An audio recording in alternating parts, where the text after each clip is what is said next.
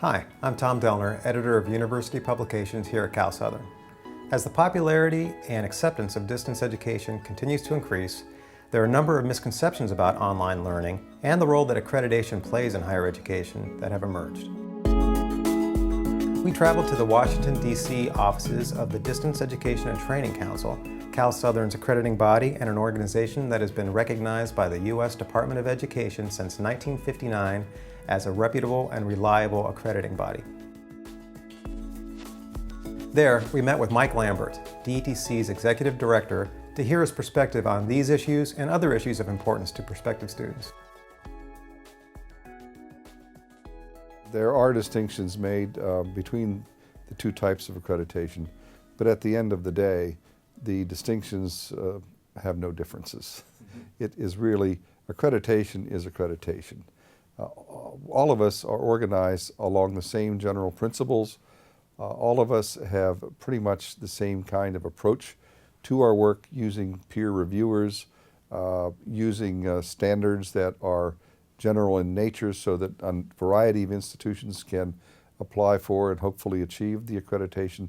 So if you look at accreditation across the board, there are very, very few major significant differences. However, when we come over into the world of online learning, distance education, if you will, the distinctions become noticeable. DETC was set up from the get-go, from the beginning, to be an accrediting body that looked just at distance institutions only.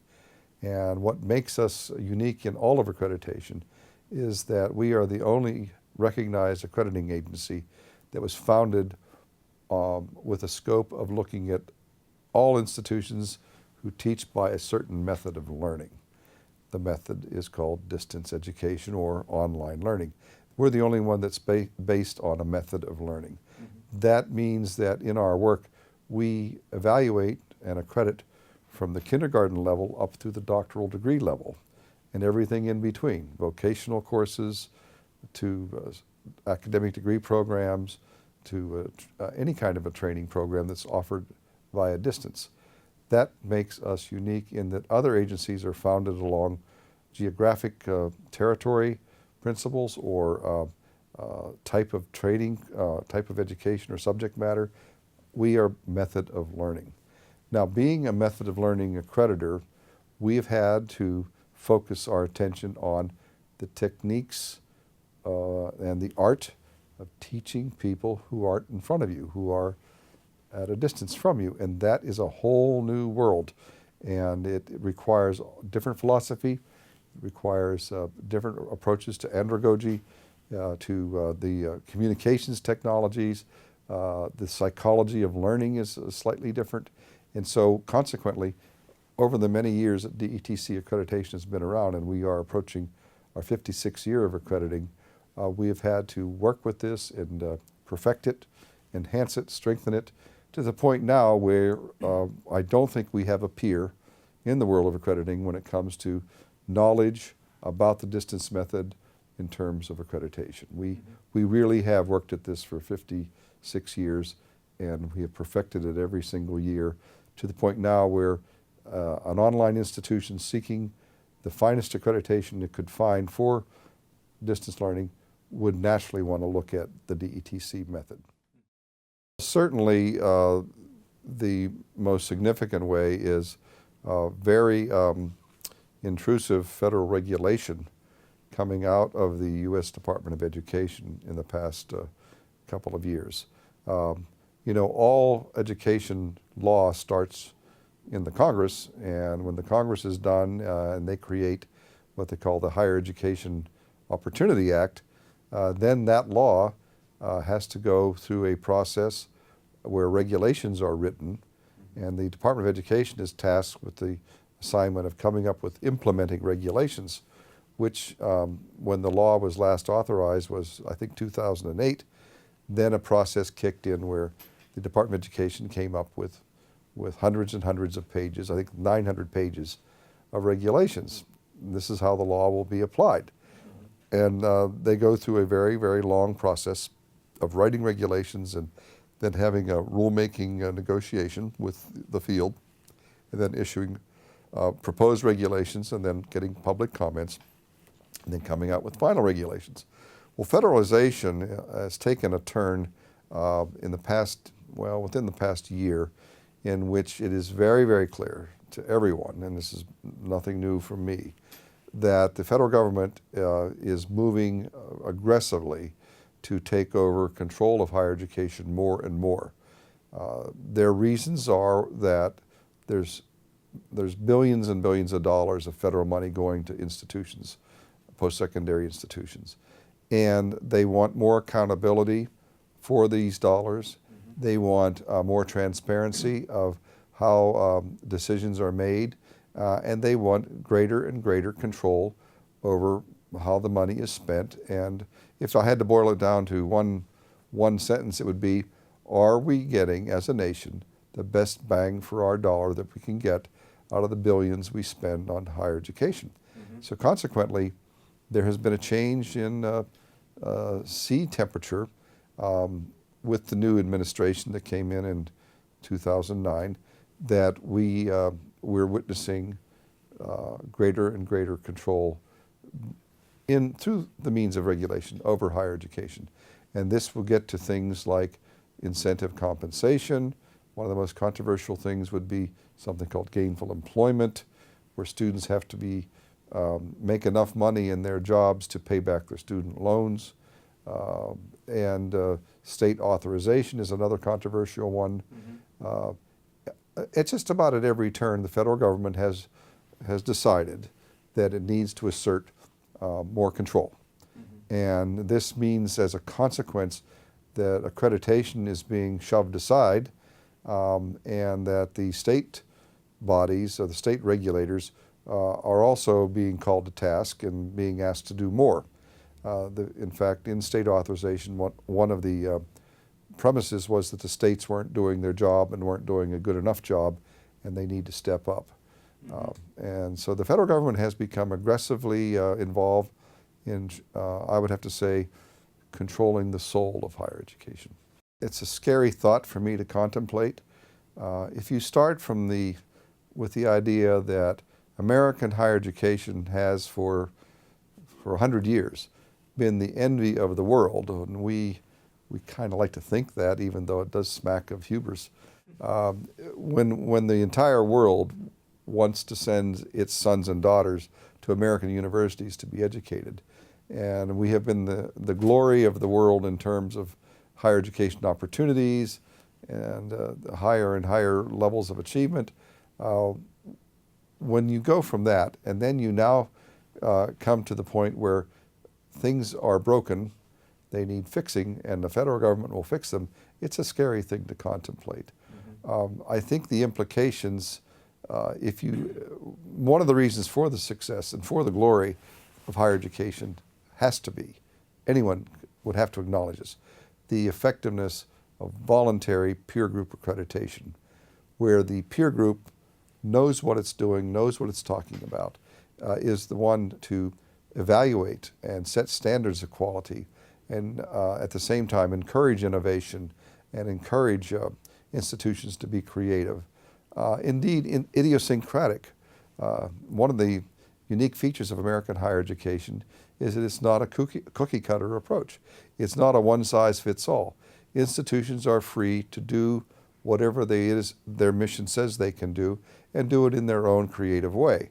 And this we call academic freedom. Mm-hmm. It's a cherished right in higher education. It means that you're going to have extremely innovative institutions that do things differently and not according to a formula or a template set up by government.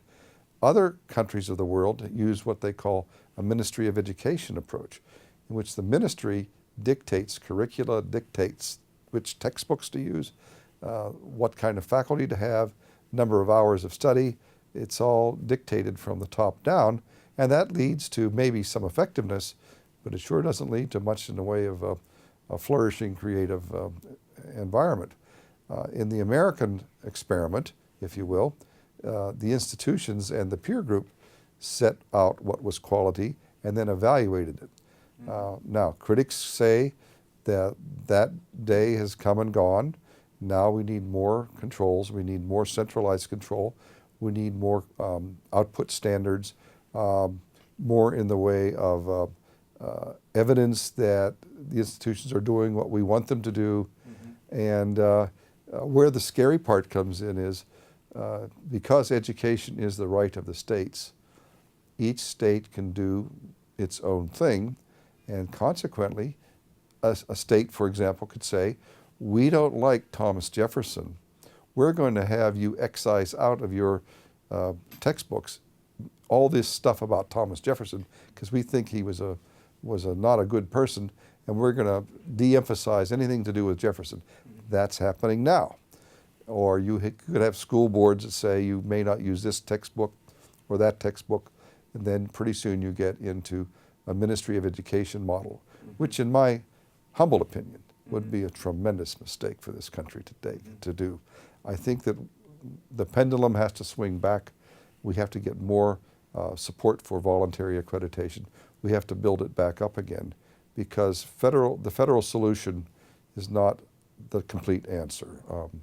There's a saying in our world that when the federal government does surgery, they do so with a blunt instrument. And you really don't want them in charge of setting institution missions or institution criteria for faculty. That is not their role, and we need to get some balance back in the picture here. With the rising popularity of online learning in the country, in which the absolute growth is around 15 to 20% growth per year in terms of new students, consumers have to be more cautious and more careful than ever before. It truly is caveat emptor today. Let the buyer beware. And the student consumer coming to online learning for the first time needs to equip himself or herself with all the possible tools they can in order to make what I call an intelligence decision to enroll. Now, one of the best tools I know about is the Ask Before You Enroll brochure published by the Council for Higher Education Accreditation and available at their website for free at chea.org. That little brochure, that pamphlet, lists 29 questions that consumers can and should ask before they enroll in any institution, including an online institution. If it were me coming to make a decision about studying with an online school today and knowing about the many the stories out there and the media exposés, I would ask a number of questions of the institution before I elected to enroll. My first question is, are you accredited? My second question would be, is the accrediting agency recognized by the U.S. Secretary of Education and hopefully by the Council for Higher Education Accreditation? Those are two separate entities, one government, one non-government, and I'd want to know if your accrediting agency enjoyed both national recognitions. That would be important to me. The next question I would ask as a consumer would be, do you have a tuition refund policy should I elect to discontinue my studies at some point? And I'd like to see it, please. Then we go on from there. There are a number of questions that consumers need to ask. They sound fundamental right now when I'm talking about them, but surprisingly, we know that a lot of consumers don't know enough to ask these questions, haven't been educated on what to ask, and consequently are relatively defenseless when they come to enroll. And the last thing you really want to be is unprepared. So you need to know questions such as, what is my total financial obligation if I sign up with this school or this program? What will I owe? You will want to know how the financing programs work and what kinds of loan obligations are you incurring? What kind of financial debt load you are going to have. These are fundamental questions, but people fail to ask them. They sign up for a program and don't have a clue as to what it's going to cost them, and often they don't know that there is going to be a bill to pay one day and they're going to have to pay it. Another key area is, what are the learning outcomes of this program specific to the field I'm interested in? What is the school's track record? What is the school's own output data, we call it? What can they tell me about the success of their graduates? Do they in fact go on to promotions in their work, or do they get jobs? I would want to know the facts. What is, in other words, ask the institution, what is your outcomes assessment data? I'd want to know how other students feel about the institution. How do they perceive it? What has their experience been? What are the students generally happy, or are they getting what they paid for? These are very, very basic questions, and you'd be surprised how many people don't know enough to ask the questions. At the end of the day, the student is going to have to rely on himself or herself to get this information before they sign up, before they commit themselves, so that when they do study, they won't have to worry about whether this is a good program or a good school, legitimate credential, will employers accept my credential? They'll have those answers in advance, because a good school, a good institution, a DETC accredited institution will provide them with accurate and timely answers to any question they may have like this. So I guess I'd summarize by saying, forewarned is forearmed. Prepare yourself with questions, ask the questions. Don't be afraid to press the institution for specific, concrete answers, and at the end of the day, you'll be very happy. First of all, the for-profit model is known for its ability to accelerate you through a program, so you are not spending your 5 or 6 years to get a bachelor's degree. You can accelerate at your own speed and your own pace and study much, much faster. Other benefits include having training that is specific to a field, and none of the what I call the fluffy things that you really don't need to succeed in that field. If you're looking at a specific career in a specific job position, for-profit schools are experts at creating training programs that get you right to what you want to do and stay on target, stay on message with that program, so you're not wasting your time with unnecessary courses and so on, that you are taking what you need to take. And if it's a good institution, its prices will be fair, and if it's a good for-profit school, its student services will be outstanding. They will be totally responsive to your every need, your every request. It's a service-oriented situation, and you'll get what you pay for from a good for-profit school. I think the leaders will have fair prices, reasonable prices for their tuition, prices that people can afford to pay themselves. Busy adult learners can afford the tuition. I think they will have the most modern curriculum that is available anywhere. Curriculum now tends to get dated every single year, and textbooks have to be replaced, and new information comes into the field every year. So look for up-to-date texts from a good school. I think that the hallmark of a DETC accredited institution is the world-class student services that you get.